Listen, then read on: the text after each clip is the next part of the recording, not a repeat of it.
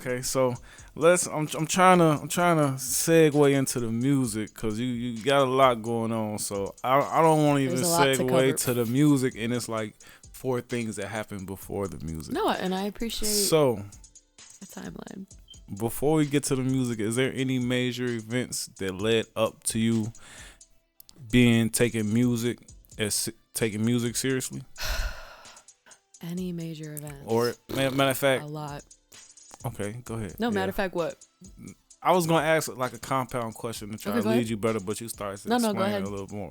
So was it like maybe it was a specific event that you was like, man, I'm finna start doing music seriously? Like you was like, I'm not really feeling what's going on right now. Let's do that. You know what I'm saying? But don't let me lead you. Those are honestly 2 different questions. Don't let me, but call me out. Mm-hmm. See, that's that college education, man. Yeah. But I would say the event that, made me realize I could do music was going to so many concerts.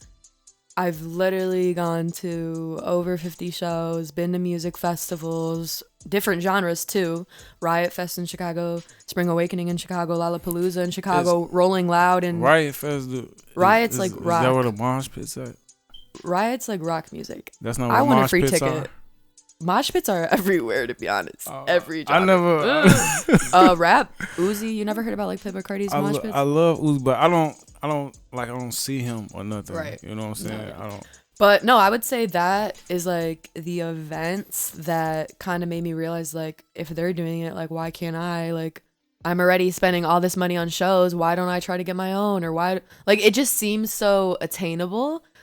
And when you already love it, like I said, I've been listening to music my whole life, and I'm a very empathetic person and connect with music. So it's like I want people to feel the way I feel about this person's music. Like, oh, this person's their biggest fan. Like, it is a cool feeling if a whole stadium's singing your song. It's the same as if you play a sport. Gotta be your cheering for you when you score a touchdown. It's a feeling you can't reciprocate or describe, so that's something I'm chasing. Or duplicate or imitate. There you go. I had to recover. That's a little rhyme. You know what I'm saying? So, okay, so that is so. What's the specific moment when you was like, I'm finna write a song and I'm finna go record it? Was somebody like hearing you sing? Like you should sing. You should do it for. Was it you personally just in the crib I know you mentioned at being going to the shows, but what actually made me like, I'm finna get this notebook, I'm finna get a pen. I'm finna find a beat. Like you can ask my family. I was always singing around the house and they would literally tell me like, shut up, you're being loud and obnoxious. But like the only way to get better is to practice. But no, that's not the moment. I would say just, I obviously a lot of people make music. I was around people who would book studio times and I would be like sitting in there, drinking and having fun watching. And then I was like, why can't I be doing it? All comes back to just, I wouldn't say jealousy, but like, I'm someone that likes to try new things. So if I'm seeing someone do it, I'm like, I want to try too. Like it's exciting. Like, let me get in the booth, But I would say what really started making me write and put together a song, because I promise you it is not as easy as it looks. It kind of started with, writing captions for pictures and like, oh, well, like, here's a quick little like 4-bar verse. Like, okay, well, like, let's add on to it. That would be a really catchy hook. Like, you know what I mean? And then I regret this actually a lot, is not starting sooner. Same thing I say. Everyone says this, but this goes for anything in life. Every 6 hours.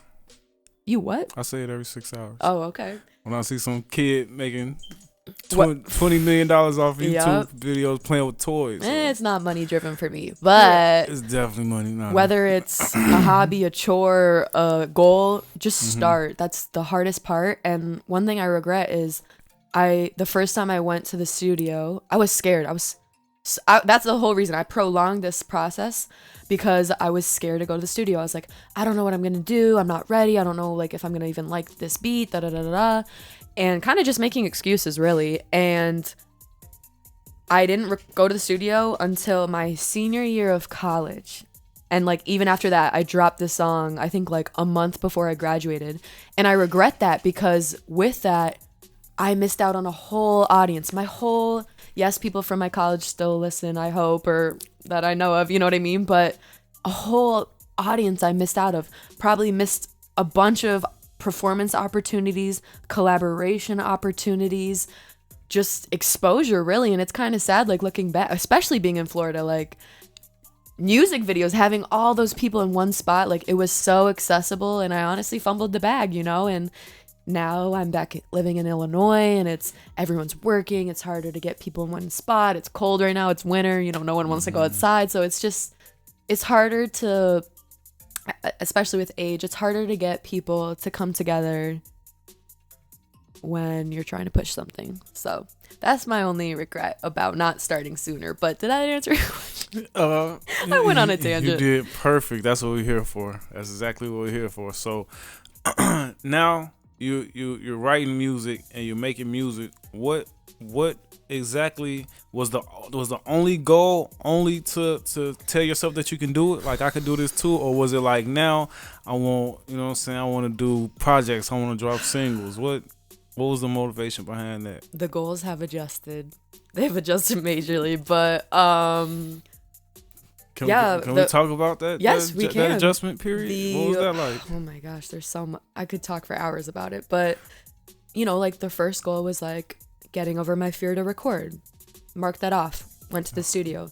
The next thing was like... And that's how you got over it? I just booked it and said, that's it. So you went up in there like, all right, take it back. One more time. Okay, no. I don't freestyle. That's one thing about me. I came up with just how I explained it, like verses and whatnot. And in the studio, you figure out your rhythm and process. That's another thing I got to talk about is the studio process. That's something I wish people could watch. Like, everyone's different. There's people that go in there, young boy, bust out a song in a minute. There's other people that spend hours writing on paper, you know. So there's people who come prepared and just, you know, recite what they already wrote. There's people who come up with it on the spot. But yeah, so that was the first goal. I was like, book it, done. The next scary part was, oh crap, I have to drop this. People are gonna hear my voice, feel my feelings. So like that was the next goal, is like dropping and just getting that out the way, like opening your heart to everyone. Were you gonna say something? Were you coming in the studio prepared already? Were you working with the engineer? The engineer I knew from going to other people's sessions. I did go with someone I, you know, trusted, felt comfortable with. But even then I was still scared.